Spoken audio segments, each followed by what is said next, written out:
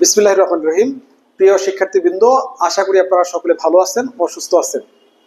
এখন আজকে আমি আপনাদের সাথে যে টপিকস নিয়ে আলোচনা করব, বিষয় হলো ক্যালকুলাস, টপিকস হলো ফাংশন। ক্যালকুলাস বিশদ এক জায়গা। এই ক্যালকুলাসকে আমরা সাধারণত দুই ভাগে বিভক্ত করি। একটা হলো অন্তরীকরণ আর একটা হলো যোগজীকরণ। আজকে আমি অন্তরীকরণের একটা অংশ ফাংশন, এটা নিয়ে আপনাদের সাথে আলোচনা করব। ফাংশন নিয়ে আলোচনা করব। ফাংশন আমরা নিয়ে অন্তরীকরণেও কাজ করি এবং ইন্টিগ্রেশনেও ফাংশন নিয়েই কাজ করি। তাহলে ফাংশনটা প্রথমে আমার জানতে হবে ফাংশন কি। ফাংশন যদি বুঝতে চাই তাহলে প্রথম বুঝতে হবে আমাকে সেট। তাহলে এই ফাংশন কাজ করে সাধারণত দুটো সেটের মধ্যে, যে সেট দুটো হলো নন এমটি বা অশূন্য। আসুন আমরা দেখি অশূন্য সেটের চেহারা কিরকম হয়।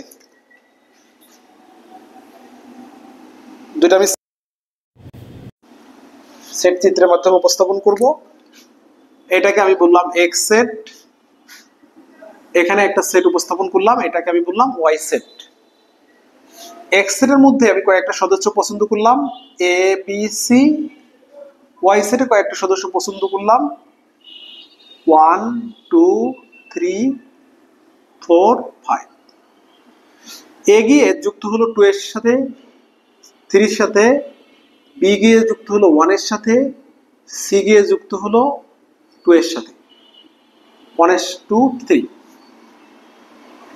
এখন ফাংশন বলতে কি বোঝায় একটু বুঝে নেন, বা আমি একটু বলার চেষ্টা করি, বোঝানোর চেষ্টা করি।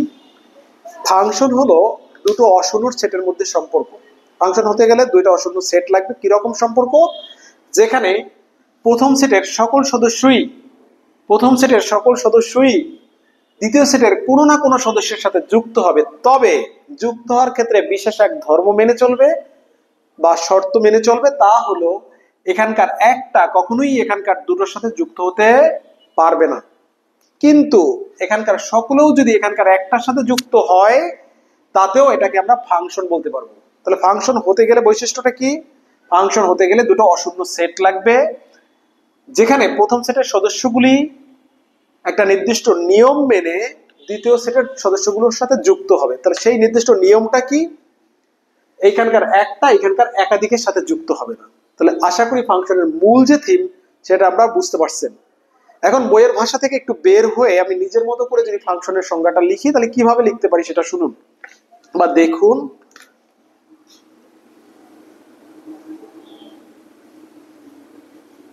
ফাংশন হলো দুটো অশূন্য সেট। ফাংশন হলো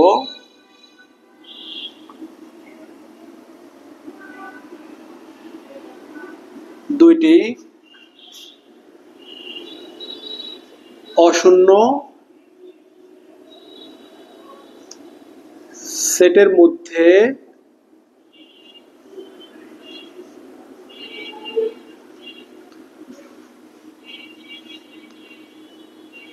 এমন একটি সম্পর্ক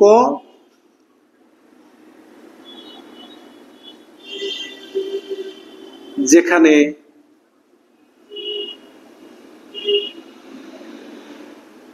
প্রথম সেটের সকল সদস্য দ্বিতীয় সেটের সদস্যের সাথে যুক্ত হবে,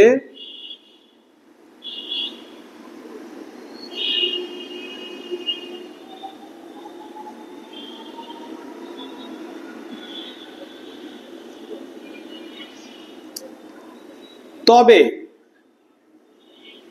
প্রথম সেটের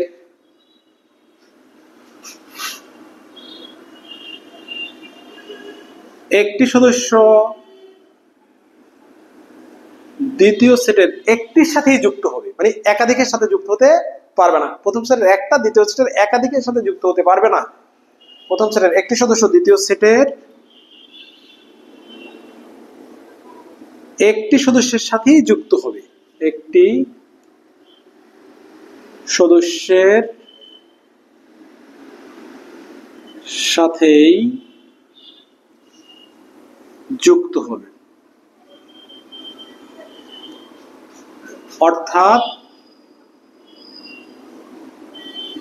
প্রথম সেটের একটি দ্বিতীয় সেটের একাধিকের সাথে যুক্ত হবে না। অর্থাৎ প্রথম সেটের একটি দ্বিতীয় সেটের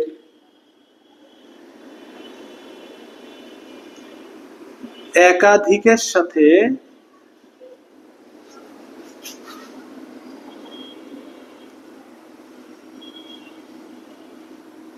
যুক্ত হবে না।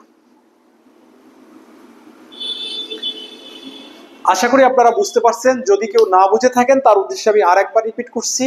তাহলে ফাংশন কি? ফাংশন হলো দুটো অশূন্য সেটের মধ্যে, এরকম দুটো অশূন্য সেট থাকবে, তাদের মধ্যে এমন একটা সম্পর্ক যেখানে প্রথম সেটের যতগুলি সদস্য থাকবে প্রত্যেকেই দ্বিতীয় সেটের কারো না কারোর সাথে যুক্ত হবে। অর্থাৎ প্রথম সেটে কোনো ফাঁকা সদস্য থাকবে না। তাহলে প্রথম সেটে যদি এমন একটা হতো যে একটা সদস্য এখানে ডি থাকতো, যে এখানকার কারোর সাথে যুক্ত হয় নাই, এমন যদি কিছু আমরা দেখি তাহলে এটাকে আমরা ফাংশন বলতে পারবো না। তাহলে ফাংশন হতে গেলে প্রথম সেটে কেউ সম্পর্ক বিহীন থাকবে না। নাম্বার 2, প্রথম সেটের একটা সদস্য, দেখুন এই যে সি, দ্বিতীয় সেটের এই 2 এর সাথে যুক্ত হয়েছে, কিন্তু একাধিকের সাথে যুক্ত হলে সেটা ফাংশন বলা যাবে না। প্রথম সেটের এমন হতে পারে প্রথম সেটের 2টা বা 3টা দ্বিতীয় সেটের একটার সাথে যুক্ত থাকতে পারে, এটাকেও ফাংশন বলা যাবে। কিন্তু প্রথম সেটের একটা দ্বিতীয় সেটের একাধিকের সাথে যুক্ত হলে সেটা ফাংশনের ধর্ম ব্যাহত করে, তাহলে সেখানে ফাংশন হয় না। ফাংশন হওয়ার মূল বৈশিষ্ট্য 2টা। নাম্বার 1, এই যে 1 নাম্বার কি? প্রথম সেটে কোনো সদস্য ফাঁকা থাকবে না। নাম্বার 2, প্রথম সেটের একটা দ্বিতীয় সেটের একাধিকের সাথে যুক্ত হবে না। তাহলে এই 2টা শর্ত মানলে এটাকে এক্স সেট থেকে ওয়াই সেটে একটা ফাংশন বলা হয়, এবং এই ফাংশনটাকে x set f x set থেকে ওয়াই সেটে ফাংশন বলা হয়। এটাকে পড়া হয় এফ এক্স সেট থেকে ওয়াই সেটে একটি ফাংশন। তাহলে আশা করি আপনারা বুঝছেন। ফাংশন হতে গেলে প্রধানত বৈশিষ্ট্য 2টা। 1, যে সেটটা নিয়ে কাজ করব সেটা অশূন্য সেট হবে। নাম্বার 2, প্রথম সেটে কোনো সদস্য ফাঁকা থাকবে না, এবং এখানকার একাধিকের সাথেও যুক্ত হবে না।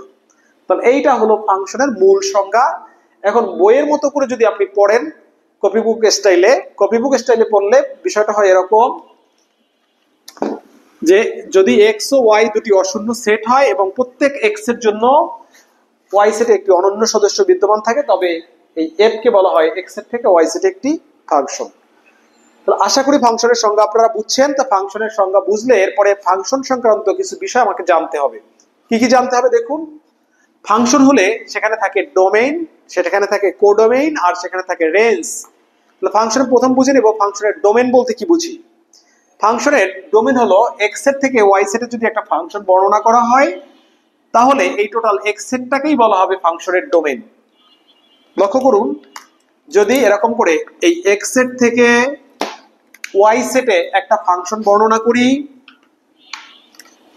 এক্স সেট থেকে আমরা যদি ওয়াই সেটে একটা ফাংশন বর্ণনা করি, তাহলে